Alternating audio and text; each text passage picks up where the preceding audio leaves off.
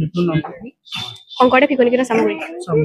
আজি তোমালোকে জন্মদিনটো কেনেদৰে পালন কৰিছা? হয়, ইয়াত আমি বহুত ভালকৈ জন্মদিনটো উদযাপন কৰিছো। আমি জুবিন গাৰ্গৰ প্ৰতিচ্ছবি আমি অংকন কৰিবলৈ প্ৰয়াস কৰিছো আৰু তেওঁৰ গীতেৰে আমি বন্দনাৰ কালাংশ আৰম্ভ কৰিছো আৰু তেওঁৰ ফটোৰ আগত আমি ফুল দি পেলাই তেওঁক স্মৰণ কৰিছো, যিহেতু তেওঁৰ আজি জন্মদিন আৰু তেওঁৰ আমাৰ মাজত নাই আৰু দেখা গৈছে 2 মাহ পাৰ হৈ গ'ল, কিন্তু তেওঁ এতিয়ালৈকে ন্যায় পোৱা নাই। আমি বিচাৰো যে তেওঁ অতি সোনকালে ন্যায় পায় আৰু তেওঁৰ আত্মাই য'তে আছে শান্তি লাভ কৰক আৰু এইখিনি আমি বিচাৰিছো।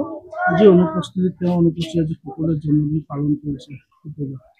তেওঁৰ অনুপস্থিতিত সকলোৱে জন্মদিন পালন কৰিছে। এনেই তেনেকুৱা হোৱা নাই, কিন্তু তেওঁৰ যিহেতু এইটো মানে এটা আকস্মিক দুৰ্ঘটনা হৈ গ'ল, তেওঁৰ মৃত্যুত সকলোৱে মানে দুখ কৰিছে আৰু তাৰ কাৰণে আমি অনুতপ্ত যে তেওঁ আমাৰ মাজত নাই আৰু এনেদৰে আমি তেওঁৰ জন্মদিনটো উদযাপন কৰিছো। তেওঁ নাই,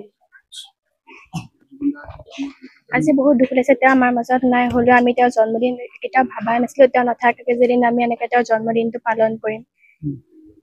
মানে আজি আমাৰ স্কুলত বিভিন্ন ধৰণে কাৰ্যক্ৰম আছে, যে চিত্ৰাংকন, তেওঁৰ মায়াবিনী গীতটো গোৱা হৈছে। আমাৰ সৰু ভাইটি ভণ্টিহঁতে সেয়াই বহুত দুখ লাগিছে। কেতিয়াও ভাবা নাছিলো এইটো কথা যে তেওঁ এদিন এনেকৈ নথকাকৈ আমি তেওঁৰ জন্মদিনটো পালন কৰিম। যিহেতু বৰ্তমানলৈকে একো ধৰণৰ তদন্ত হৈ আছে যদি কোনো ধৰণৰ ফল হোৱা নাই, আমি অতি সোনকালে ন্যায় পোৱাটো বিচাৰো।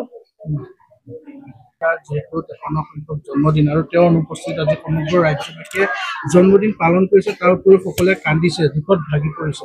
আজি আপোনালোকৰ নিকেতনত আজি জন্মদিন পালন কৰিছে, কি ক'ব, কেনেদৰে পালন কৰিলে জন্মদিন? প্ৰথমতেই হাৰ্টথ্ৰব জুবিন গাৰ্গদেৱলৈ মোৰ আন্তৰিক শ্ৰদ্ধা নিবেদিছোঁ আৰু তেখেত যদিও অনুপস্থিত, তেখেতৰ আজি জন্মদিনত তেখেতলৈ শুভেচ্ছা জনাইছোঁ, কামনা কৰিছোঁ তেখেতৰ যাতে পূৰ্ণজনম হওক, আমাৰ মাজলৈ যাতে তেখেত আকৌ ঘূৰি আহক, ইয়াকে কামনা কৰিছোঁ আৰু লগতে তেখেতৰ অতি সোনকালে ন্যায় হোৱাটো কামনা বিচাৰিছোঁ। এই ছাত্ৰ ছাত্ৰীসকলে তেওঁৰ ছবি অংকন কৰিছে, জুবিনদালৈ জন্মদিনৰ শুভেচ্ছা জনাইছে আপোনালোকে, কি ক'ব?